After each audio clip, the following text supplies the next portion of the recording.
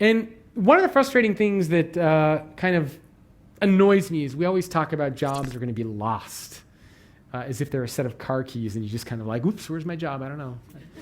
Put it on the counter. I went back there. My job's gone. I don't know what happened. Got to find a new one. But jobs don't get lost, right? I think jobs get taken. And I think jobs get taken in one of two ways. The first is a company needs to consciously decide that it wants to take jobs. So the executives get together at a company and they say, you know what? Humans suck. People suck. We don't like them. Let's just throw in bots and software everywhere and let go of everybody. That's the first way that a job will be taken, is a company just says, people suck, bring in the technology. We haven't really seen much of that. In fact, there have been a lot of recent articles come out about things like IBM Watson or even Elon Musk and Tesla, who said that they relied too much on automation and they want to bring people back in. IBM Watson, which was supposed to be the software that cures cancer, is now largely being criticized as not being able to adapt fast enough to cancer research, and a lot of people are pulling their IBM Watson programs. So we're starting to see a lot of tension between the role that technology and AI is going to play. Is it going to replace jobs? Is it going to take away jobs? What's going to happen? So that's the first way that a job will be taken, I think, is if a company consciously decides it wants to do that. Fortunately, as I said, I don't think we're seeing much of that. We're seeing much more of this human with technology against problem kind of situation. The second way that I think a job will be taken kind of depends on you as an individual, right?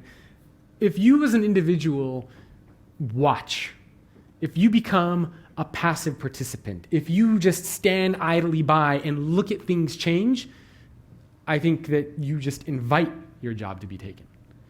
Right? That's why this concept of perpetual learning is so crucial. It's why so many organizations want to create this learning culture. And the CEO of AT&T, in front of hundreds of thousands of his employees, went in front of the entire company and said, if you are not willing to be a perpetual learner inside of AT&T, quit the company now. You have no place here.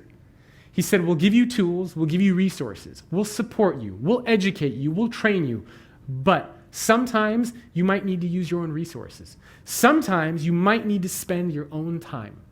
But if you cannot make that commitment to AT&T as a company, you shouldn't be here, because we do not want people who are willing to be perpetual learners.